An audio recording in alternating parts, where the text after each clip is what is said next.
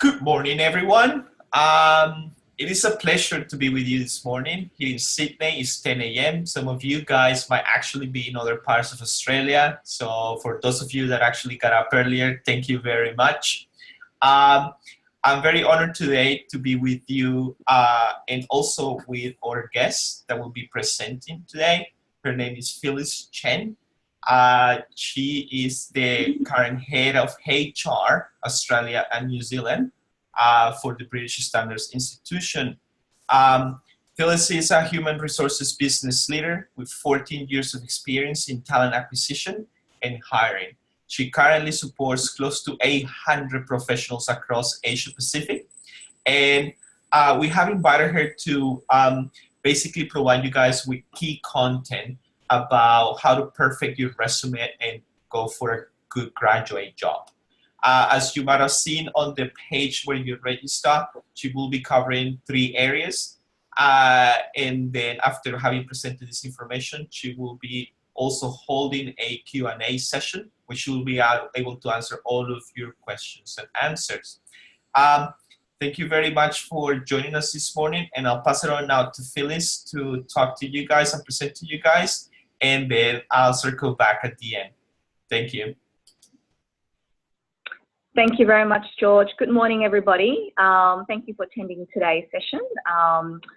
George gave me a very nice introduction. As you can see that there are a number of us attending the session today, so if there are any questions that you would like to ask throughout the presentation, please go into the Q&A section to jot down your questions, and we will answer all of the questions at the end during the Q&A segment.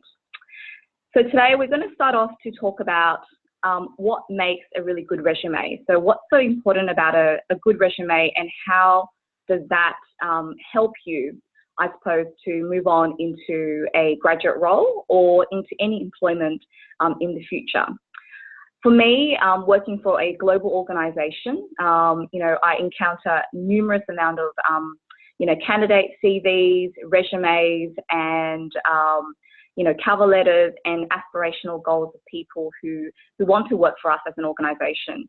And I've seen some really fantastic resumes, and I've seen some resumes which, definitely needs a lot of improvement.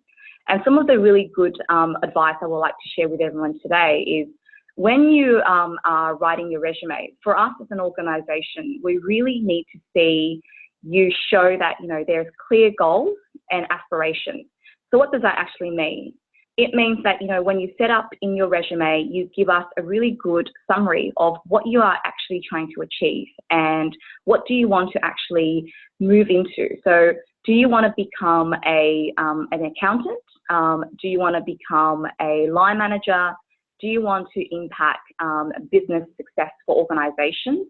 So make it really clear to organizations, employers in your CV. Normally, you'll find that at the beginning of your resume. So really having a think about what that is. The second thing we really look at is qualifications. So how does your skills and your education fit the needs of our business? So if you're applying for a role, is in finance, and you may have studied a degree in business admin, you might not think that there's an alignment in applying for a role, because we might be looking for someone with a financial degree background. But if you can set a really great resume, you can actually still impact very successfully on what you want to achieve in your CV or resume. So having your qualifications is really good. So listing out your degrees or any really unique or special achievements in your certifications, that is also very beneficial for you in a good resume. So achievements is something that I think most people actually forget. So when I look at a graduate resume, a lot of the times I have graduates putting, I've had a part-time job when I was studying, and they list all the job responsibilities, what they've done in that role. That is really great, but we see hundreds and hundreds of CVs all the time. So how will that set you apart from someone else? It is really on the achievements. We want to know what impact and what successes and, what did you actually gain out of working for certain organizations, or even, during your university, degrees or your certificate studies, what are some of the key things that you have actually achieved and, that you would like to share and highlight to employers like ourselves that, hey, Phyllis or myself have done something that's great, and that's what makes me special and different compared to another candidate CV that they may be seeing. The other thing is work experience. So work experience for a lot of us, you may think is not important because you might have studied numerous degrees or have actually attained a lot of great qualifications. But for an organisation such as BSI, we really put a strong emphasis on people's exposure to different industries and to your work experience. Whether it is even just working at McDonald's or even, working volunteering for different, organisations, those experiences really add to and enrich your experience for future career aspirations in an organisation. So having some good work experience is actually really vital for you to be selected in a graduate program. So how are you going to get those experience? A lot of the students or graduates that I speak to talk a lot about, I would love to have great CV with some really good experience, but I don't have the opportunity because I've just finished a degree or a course. And, how do I get that experience? And one of the things I would definitely say is internships. BSI has definitely welcomed a lot of interns into our organisation, and actually participating in an internship really gives a really good enrichment of experience. So we have some interns working with us who, move from finance department to our operational department to our marketing department. It really gives them a different scale and a different opportunity to get some work experience in a global organisation that they can put into their CV. So when they go and apply for those graduate roles, you are actually enriching your resume, and employers such like us will go, okay, that's really fantastic that you've actually done all of this experience and actually interacted, not only within Australia, but of course, a global business. One of the things that, people sometimes forget in their resume is to highlight any of the great social activities they're doing. We want to know that, you're not just another person. You are someone who wants to fit in really well with our culture. So, a culture that is about community, a culture that is about teamwork, and the fact that you have some good networks. So I really highly encourage you to, include anything that you're doing outside of just your studies or your work, because, you might think that, employers don't actually look at those CVs. For us, I think it's really important. You may be a graduate that's coming from a really great degree, but you haven't had interactions or engagement with, communities or society. So really having a focus on having, some areas of development in those kind of networks or even volunteering is really, really great for your CV. So one of the tips I would like to share with everyone today is, how do you also then set yourself apart from other candidates who may be doing exactly what you're doing in their resume? I can tell you, out of 500 graduate resumes, we probably only receive 100 which has a cover letter.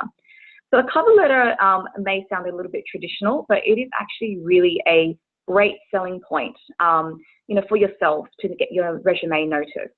When we receive 500 CVs, we may not have the opportunity to actually read through every single graduate CV. If you have a cover letter, it gives you an opportunity to have one page where you can actually short and introduce yourself and really highlight, your skills. So this is going to be something that will definitely set your resume apart from another graduate resume who they just submit, to this particular employer. You may use the same CV and send it to 50 or 100 different employers at the same time. But if you tailor that cover letter to be attached and to be relevant, to that particular position, I am sure that, you will be noticed apart from someone else. Remember to mention some transferable skills.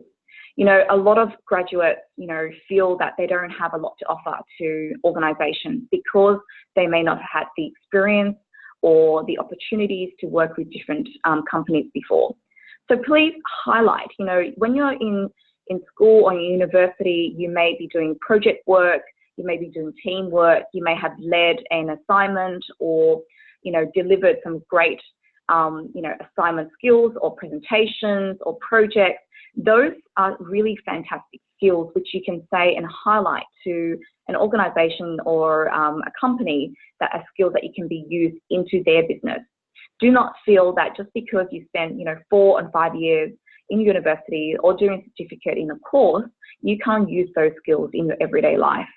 So please make sure that you take the moment and have a think about what are some skills that you have actually learned or developed during your studies or even just your everyday life, which you can apply when you work for an organization. One of the other tips I like to share today is please make sure that your CV is very modern. We're in a digital age, and I know a lot of people, when I look at CVs or resumes, are still very much entrenched into their culture. I think it's fantastic that we all bring multiculturalism into the organisation, but in Australia and New Zealand, we would like the CVs and the resumes to be very clean and very professional and extremely, I suppose, highlighting what your qualifications and your skills.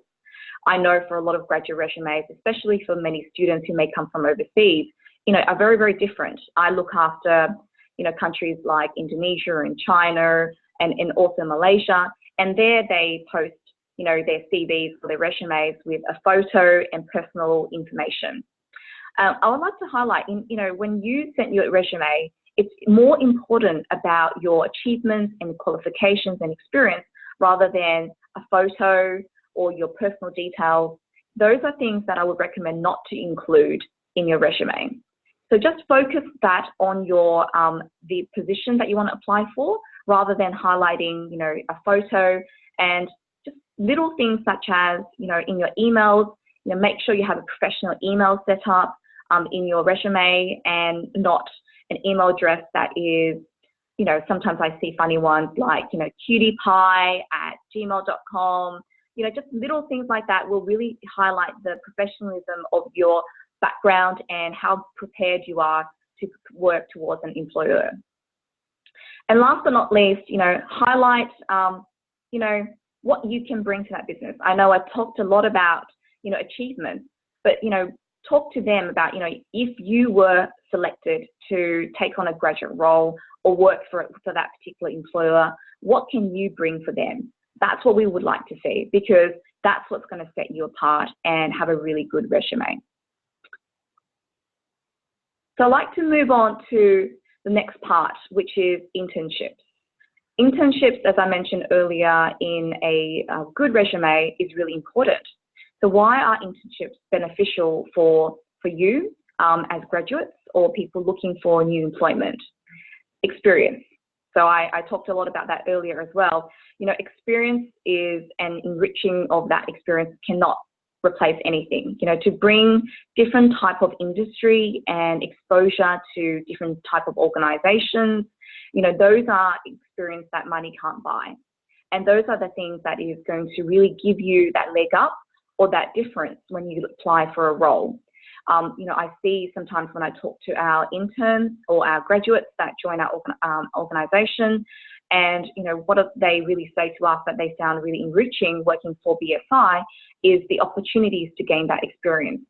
BSI is a different sort of organization. We're global, we're a matrix business. And for a lot of the students that join us, this is the first time they've ever worked in a professional environment, let alone working for an international organization. So my biggest advice is do not be afraid and go out and try to, interact and work with as many organizations as possible. And that's, I suppose, one of the greatest benefits of working in an internship. Exposure to working environment, I think, is something that people also forget. When you work or join an internship program, you're actually part of a community within that business. I know definitely for myself, when we welcome interns into our organization, they are literally considered as an employee of our business. So you are integrating into a culture of this organization. So when we have team events, when we do some training, onboarding, they get to experience what it's like to actually work for that particular organization, even though that they are there for a very short period of time. So when you work and have that exposure to the different work environments and culture, when you apply for a role in the future, you can adapt those skills to that particular business, which will give you another benefit when you're looking for employment or a job down the line. Another benefit to internships is definitely building networks. So graduates and, this day and age with social media, LinkedIn, you might think it's really great and easy to connect with people. But when you're actually looking for a new job and the first time you're stepping into, the industry, it can be very daunting and very challenging. So internship is a really good way to actually introduce you to, how to build network, how do you, build relationships with stakeholders, and then opportunities down the line, what are some new skills that they can help you and actually help your development as well.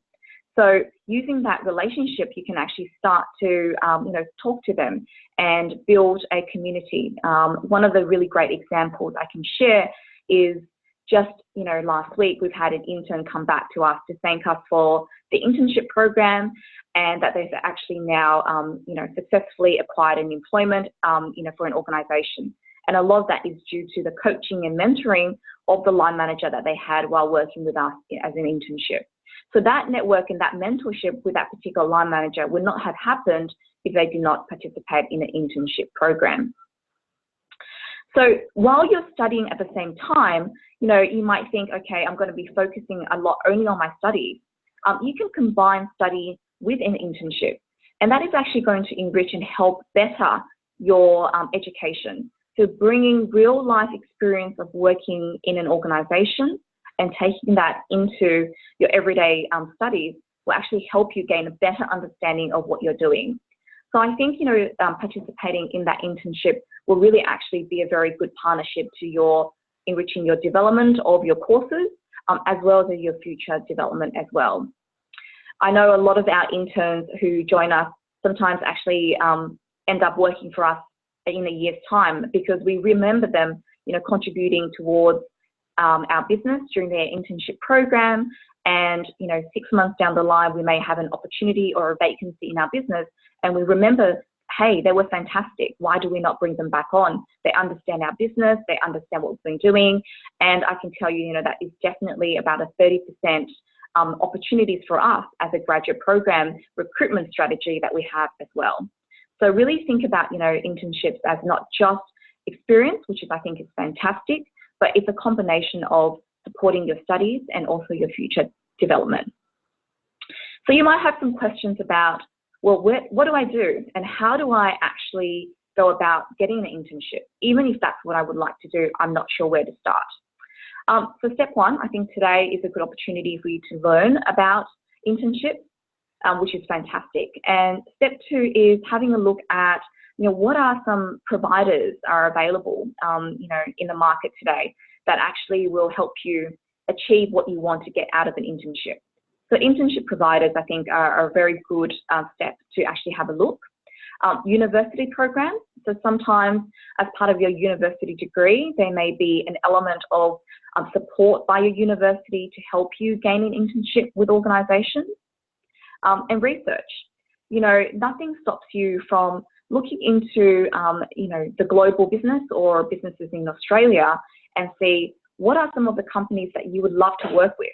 And be brave and, have your aspirational goals. Is it Google? Is it Facebook? Who is your ideal employer? Do the research and actually approach them. Send them an email, write them a letter to say that you would love to work with them, you would love to gain some experience, and would they have an internship program in place? And how can you actually get on their internship program?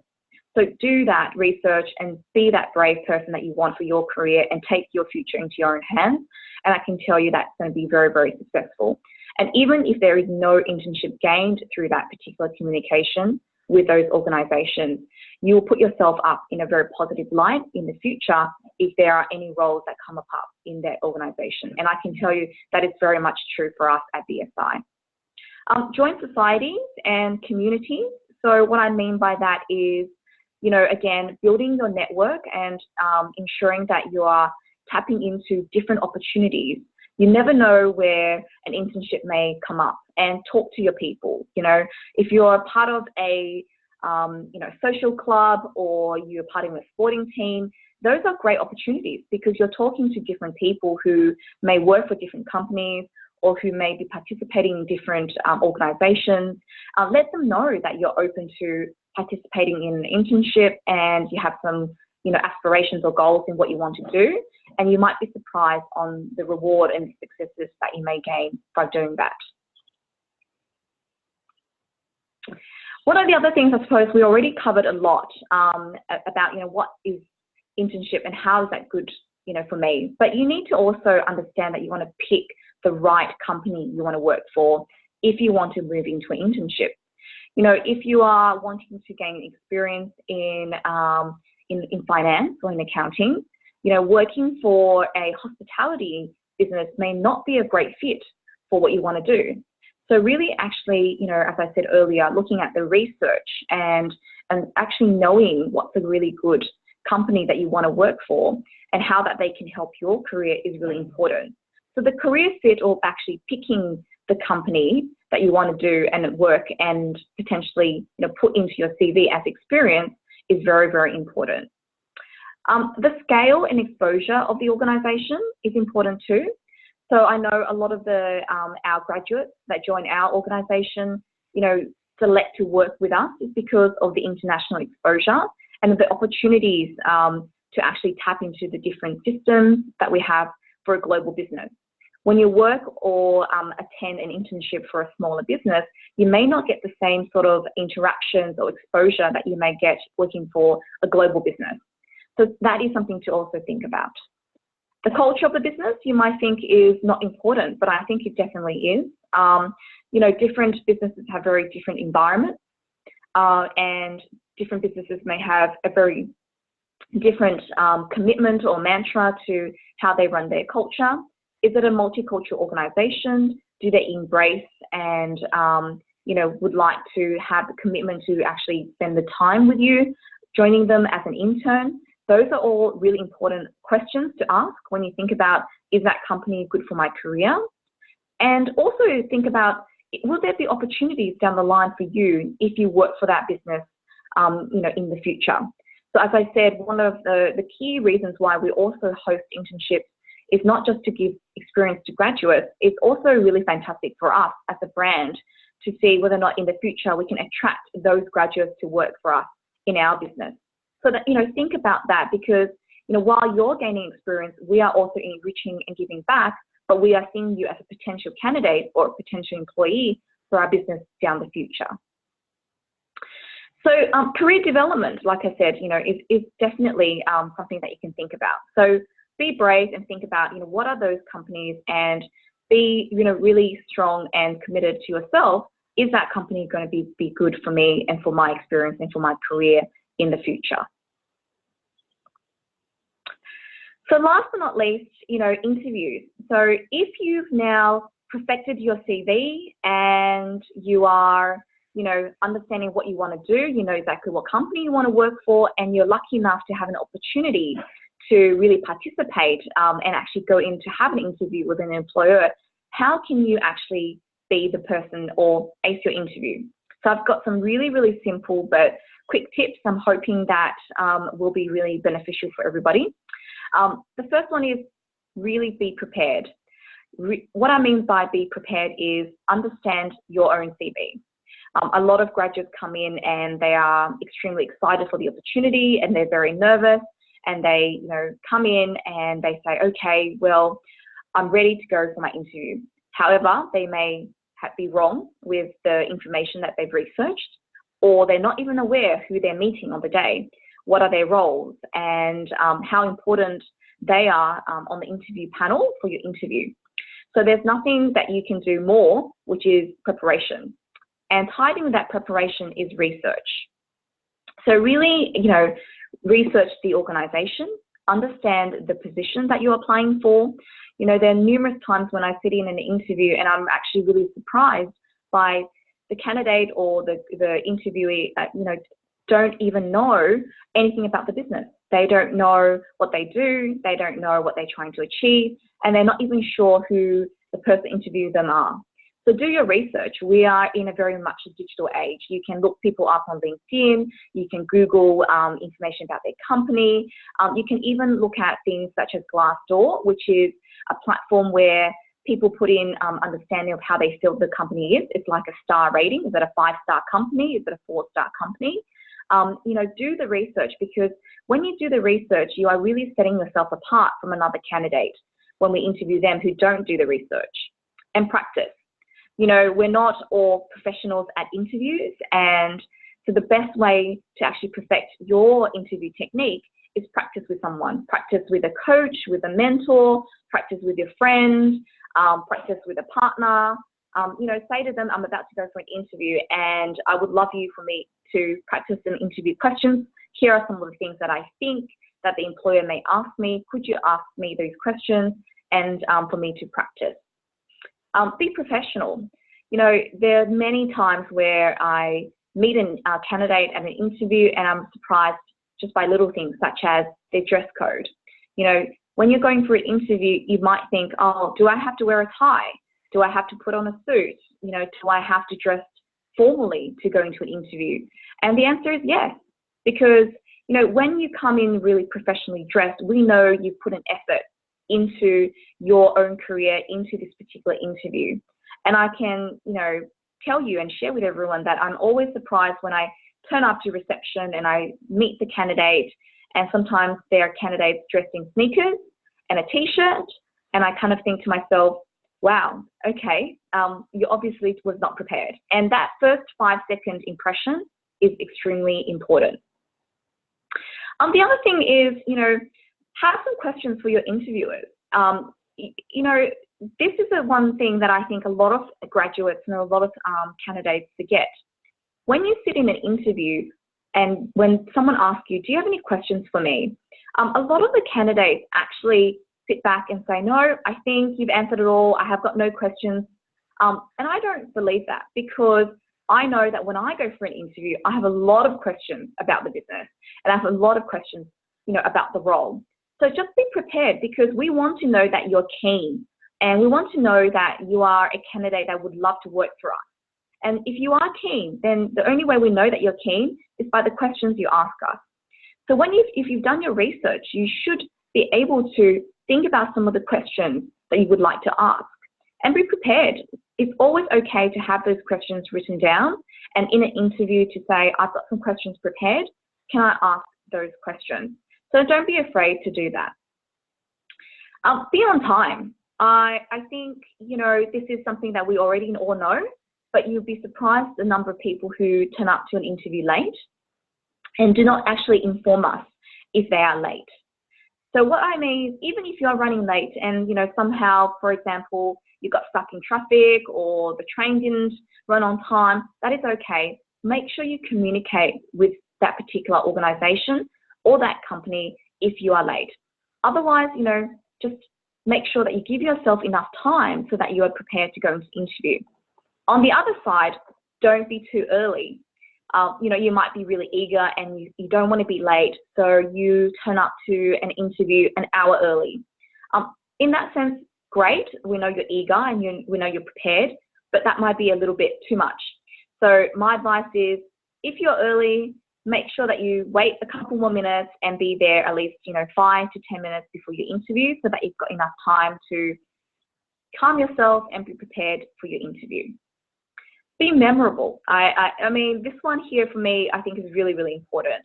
I always turn and I talk to our leadership team, and I actually highlight sometimes 2 different types of being memorable.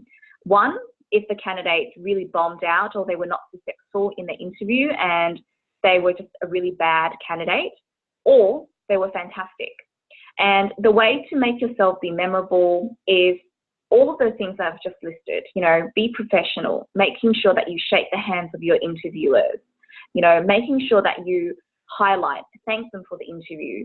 All of these little things make us remember who you are, and also really, really gives you a chance to actually ace your interview. Be different. I know this might be a little difficult to think, how can I be different in the interview? from another candidate. I'm not going to know what other people are, and I'm not going to know what other candidates are. So the way we know that we are going to be different is show your individual self. We want to know who you are as a person, as well as what you can bring to our business. And that is kind of, sharing with us what are some of the things that you do outside of work. One of the questions I always ask candidates is, so what do you do for fun? What do you like to do outside of your job? We want to know that you will fit in with our culture, our team. So setting yourself different or being unique and special, this is some ways that you can actually think about. We do care about you as individuals and as employees. So think about these particular tips, and I'm hoping that with these advice, you can ace your interview. I think I'll pass on now to George. Yes, and thank you so much, Phyllis. That was really insightful information. I'm pretty sure the attendees will appreciate it, and everyone else that will have the chance to see it. There's a few questions. Some came through the Q&A, some came through the chat directly. What else I was going to say is, no, we're just obviously very grateful that you found the time. We know that you're on a very busy schedule. You mentioned that you're traveling tomorrow to Indonesia. So for all of those of you that are attending today, this is a really good opportunity. I'll get you to please open, Phyllis, the Q&A, and then there's 3 questions there. Before you start, Jackson previously asked another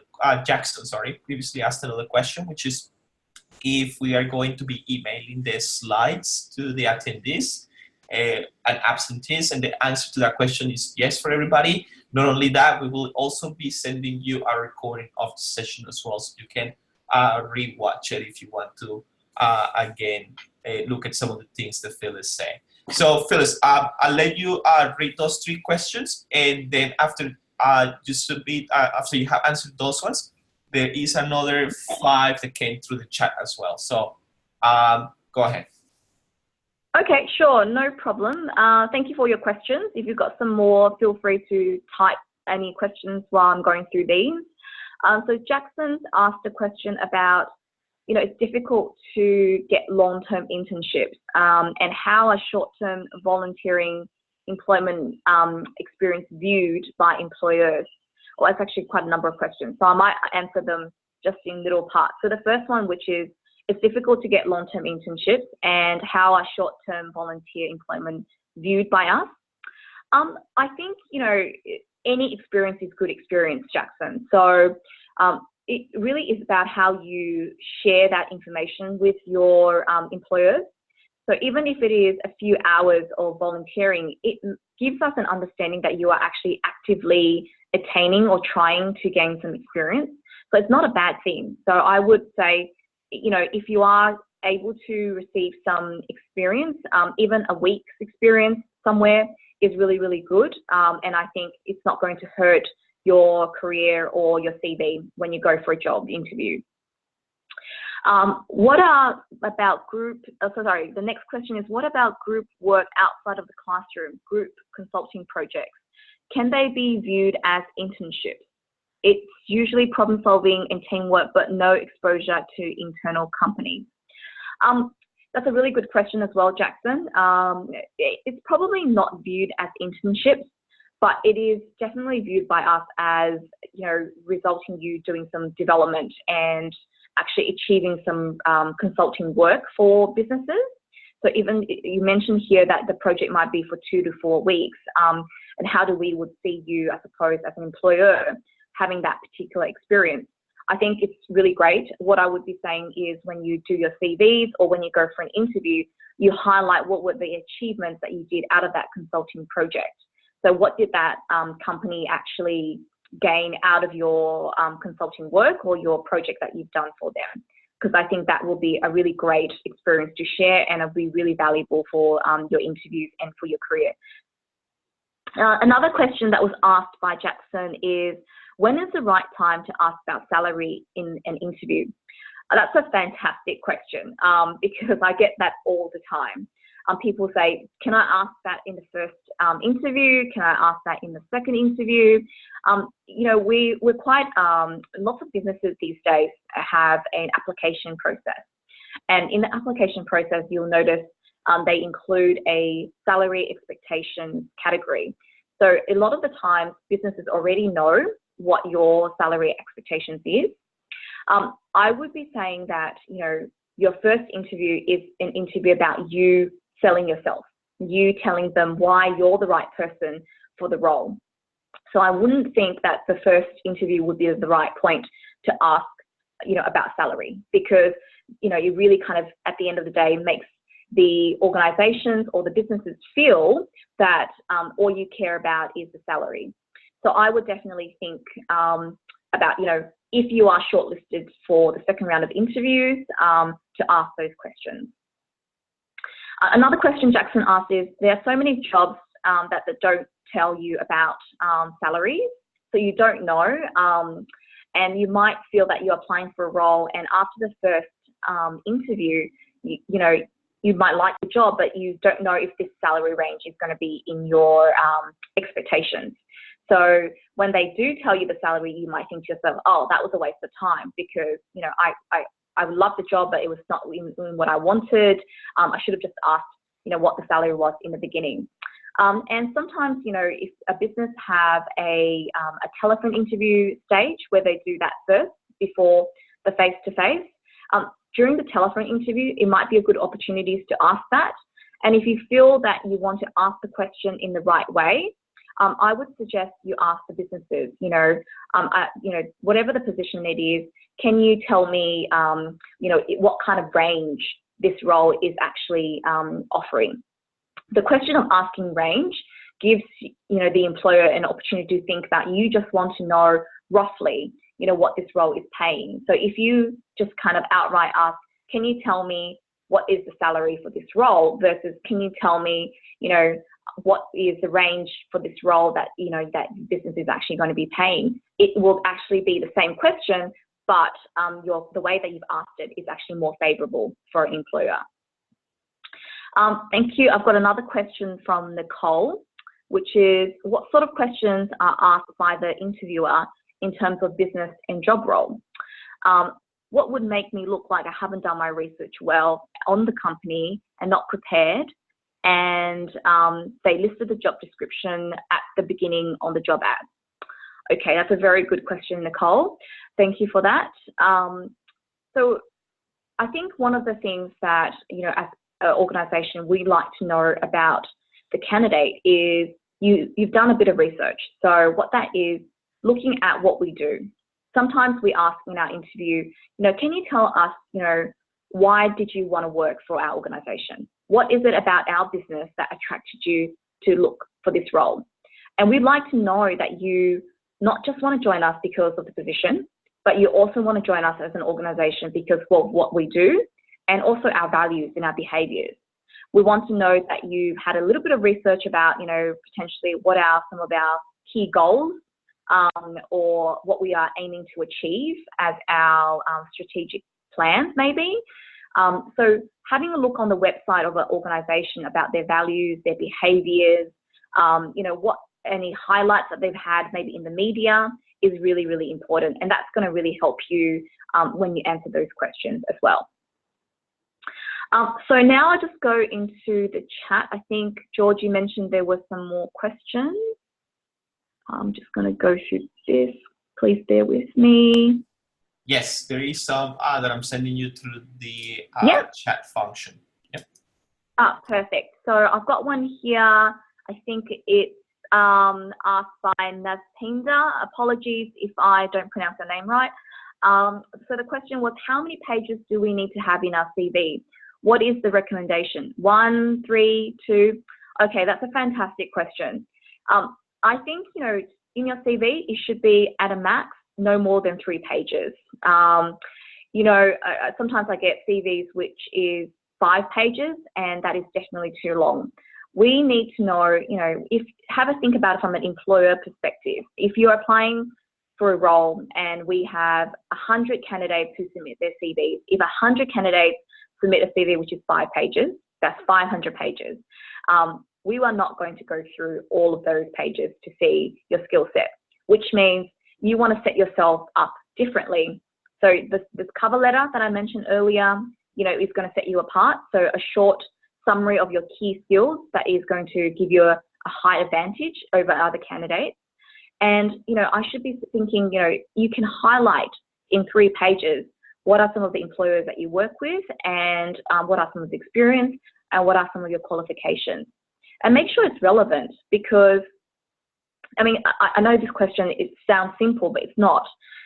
Sometimes I see people who put experience from 20 years ago.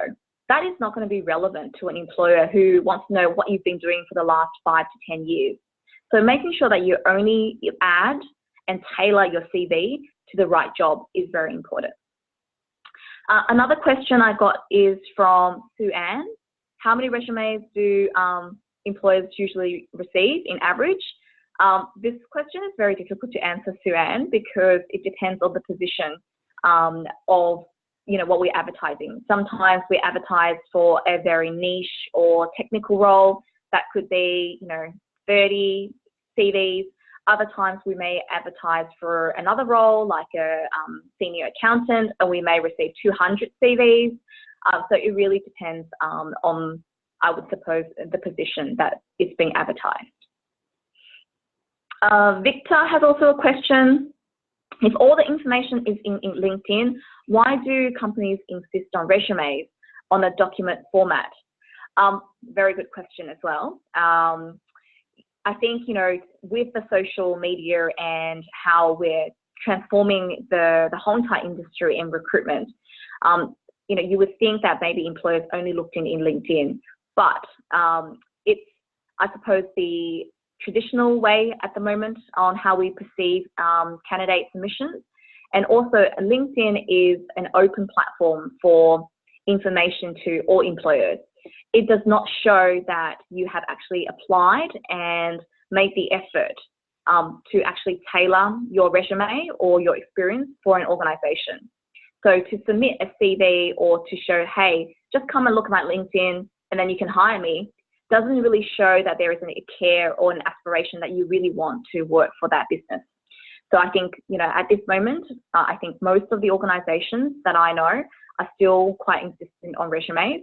However, I would do suggest that you put in your LinkedIn profile into your resume, because I do know for us, as well as BSI, we look at both your LinkedIn profile as well as your CV. I've got another question, which is from Mandip. Are internships in Australia meant to be paid, or are they unpaid? That's the question. So internships in Australia can vary. There are internships which are paid, and there are internships which are where the students volunteer to kind of work within the business to gain experience. So it really just depends on what kind of internships that you take on. I've got another question from Ling Yu. Is it true that in China providers only hire Australian graduates that come from GO8 universities? Is that right? I'm not sure I quite understand your question. GO8 refers to universities, top universities like Sydney Uni, Melbourne University, and if employers in China, I'm assuming this is the question, employers in China only are interested in those kind of graduates, or they don't really mind? Sorry, yeah, that's fine. But I'm not sure what Ling Yu you mean by China providers. Is that sorry? I think Ling Yu referred to employers, not providers. Sorry. Oh, okay. So is Chinese employers only looking for Australian graduates that come from top universities? I hope that's your question, Ling Yu. I think so. Yes. Okay. So it's difficult for me to answer that question. I'm not sure what Chinese organizations are looking for.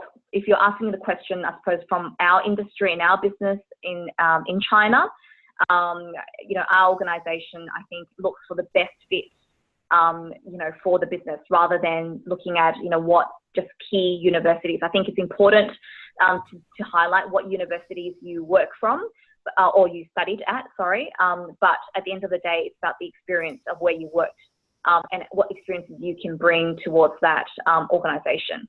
I can tell you that we will receive many, many CVs from top universities of top graduates, and at the end of the day, they are not the candidates that were selected because of their experience. Wonderful. I think that's all the questions we received also through the chat. What I wanted to do is to again thank you very much for the time that you had taken to give us all this knowledge and insights this morning. I wanted to wrap up the session by also telling you a little bit more about the connection in between the invitation you might have received via Facebook or email to join us this morning. Phil is here today, and what the guys at Grand Oasis do. So I'll start by saying that Grand Oasis is an organization that can help international students that are in need of coaching and internships and so on. I invite you to go to their website, which is goasis.com.au. I'll send it to you by chat. Ourselves, Safiri, we are like Uber when it comes to international students interested on continuing their studies. So if some of you guys want to pursue a master's degree as an example and are in need of somebody that assists you with that process, be it from not only the application process, but also, you know, the graduate outcomes and expectations, you will have the opportunity to connect with more than 70 education experts that are located all over Australia that can actually coach you as well through the process of applying to a different provider for a different area of study, potentially. This is a service that is completely free of charge, and you're more than welcome to use us. We are going to be creating a username and password for everybody that signed up for today's session, and it's totally up to you if you want to find one of these experts that you can actually meet based on your location. As I mentioned before, we will be recording this session. And we have recorded this session, and we will be sending you guys copies of the slides and copies of the recordings as well. But I just wanted to say one more time, thank you very much for everyone taking the time this morning to meet us, and thank you again, Phyllis, for joining us. It's been a pleasure, and wish you all a very happy weekend. Thank you, and bye-bye, everyone. Bye, Phyllis. Bye. Bye.